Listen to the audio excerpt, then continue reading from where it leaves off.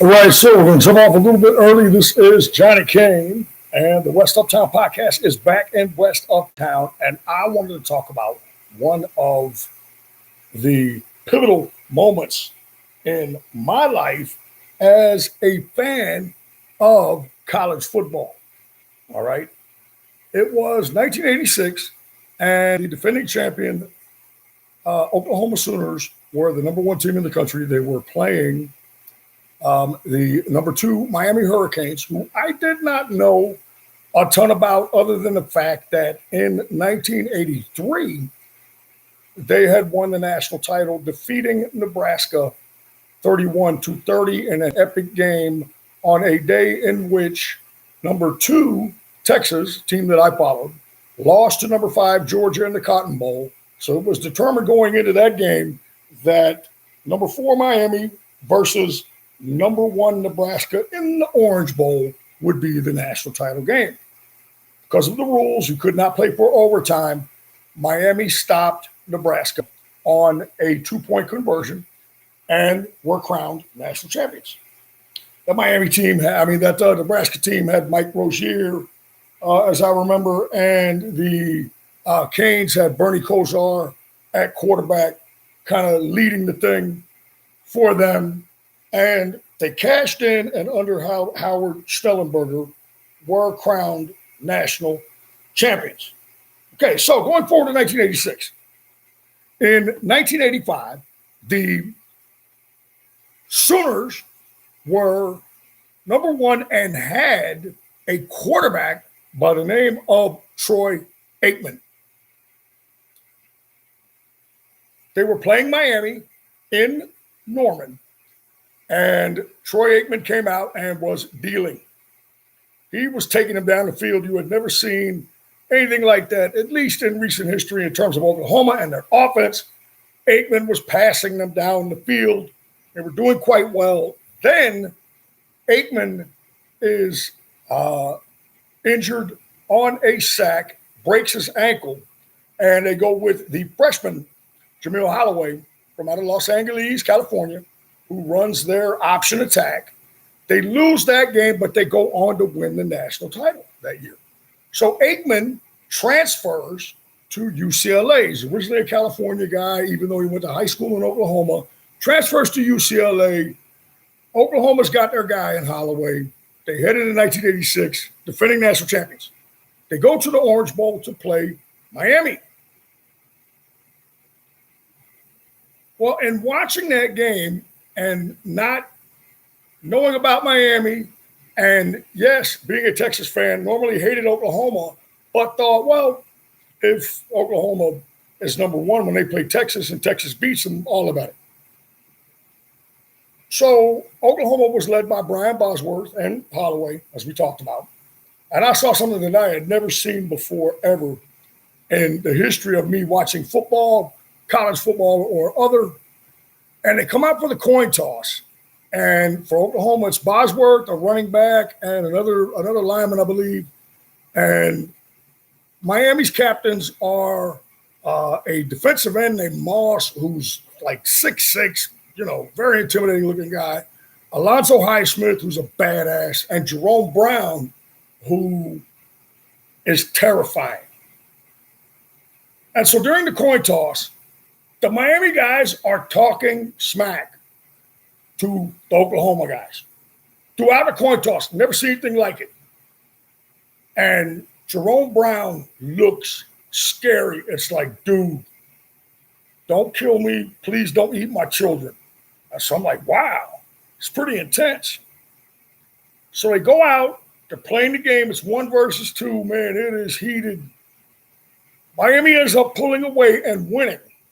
And by the way, the Miami fans serenaded Brian Bosworth, and Bosworth cemented his place for me as the greatest college linebacker ever to play in that game when he had 22 tackles. I mean, he was everywhere, even though Oklahoma lost.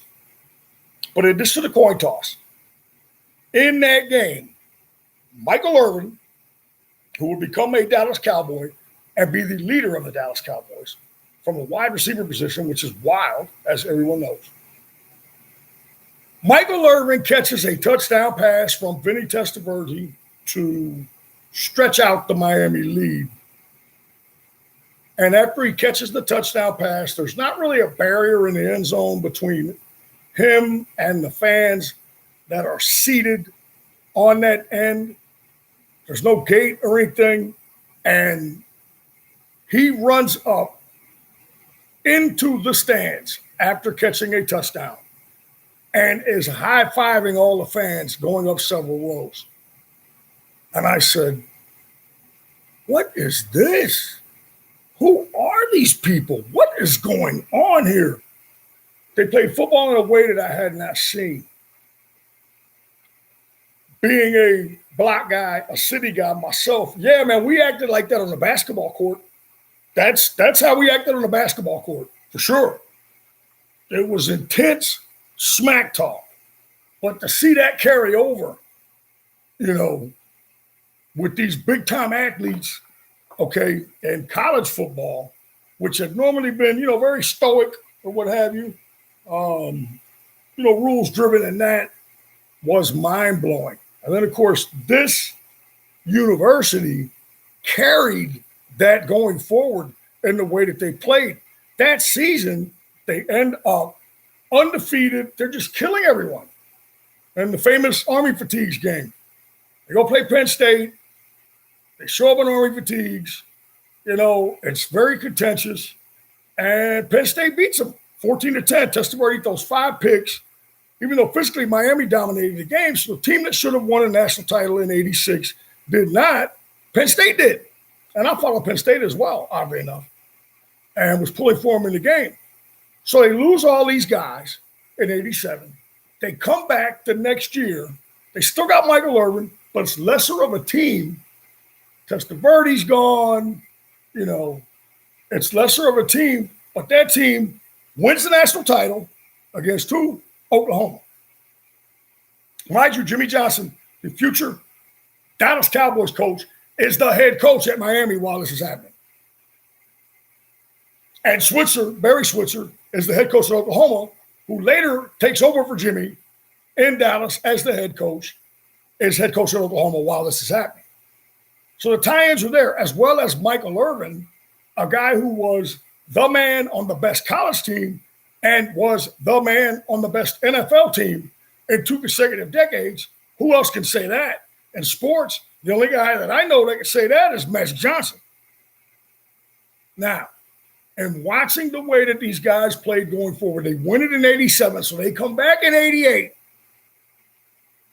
And they're still an independent at the time. You have to remember, Miami is an independent. And they are rolling through their schedule because they're on national TV quite a bit. And I admit, I started watching and following them. I didn't get in anybody's face about them or openly root for them, but I started watching them. So this '88 season, defending champs, they go on the road to LSU at night, Death Valley, not Clemson, Baton Rouge, LSU Death Valley, where no one wins, and they win 44-0. They basically take apart the best team from every conference. The best team from the Southwestern Conference at the time was Arkansas, led by Barry Foster, great running back, ended up playing for the Steelers, Quinn Grovey, ops quarterback.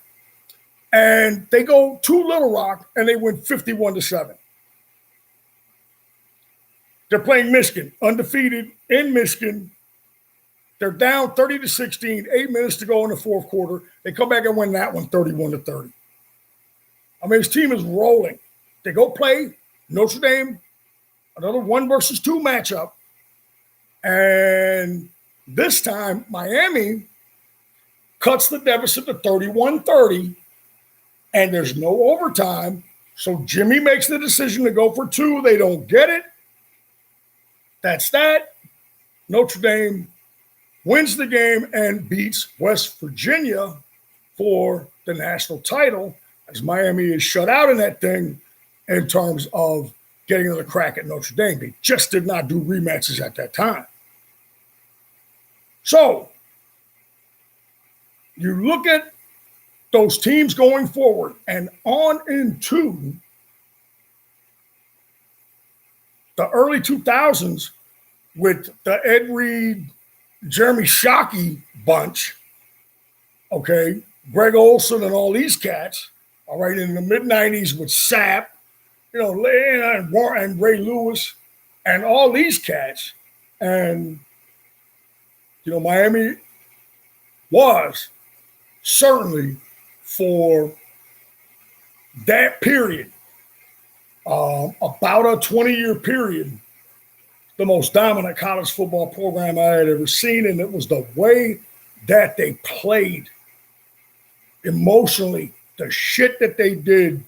Ed Reed ripping a ball from his own teammate's hand on a field goal block return against Boston College. His teammate looks up and sees it's him and gives it to him. And of course, Ed Reed takes it and scores. This is the kind of shit that they did.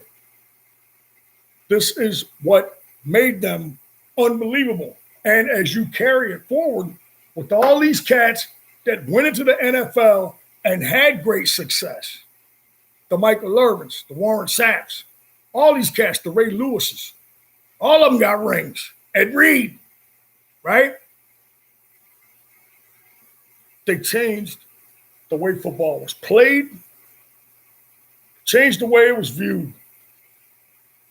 I liken it to an old BMX guy. He's old now, not old in real life. But a cat named Bubba Smith. He would race in BMX with the throttle all the way down at all times.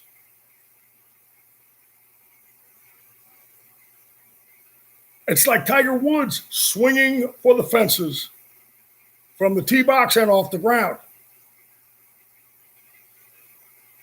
Striving for not only the absolute best you can be, but record-setting best type of shit. And it was huge. Changed the way that the game was played. It changed the way athletes were viewed on so many levels, and certainly going forward into the NFL for the Irvins, the Sapps, the Ray Lewises of the world, in terms of bringing attention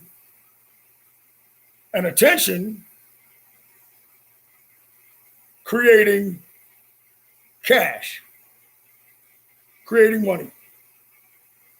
That's what it was about in the team sport, these individual cats, bringing that kind of attention. And Bosworth did it too. Didn't work out as well for him in the pros, but it didn't work out as well for Testaverde either in the pros, you could say. But changing the way the game was played and giving these individuals the shine that they deserve,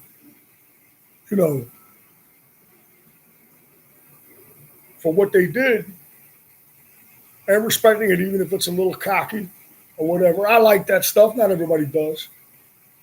But that was a seminal moment for me in college football, because you have to understand, in the time leading up to that, it was Herschel Walker and Bo Jackson.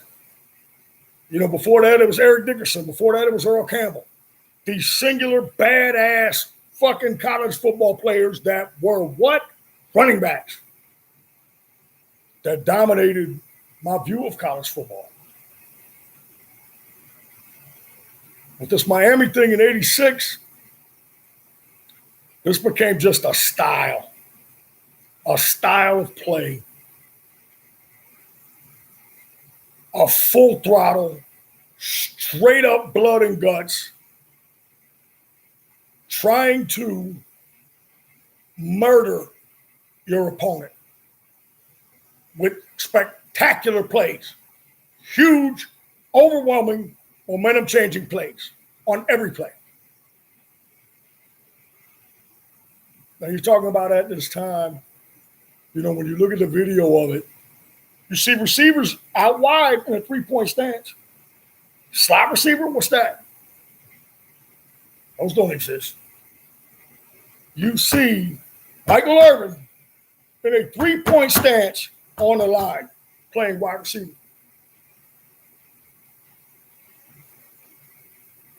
The game has changed, and these guys and that crew.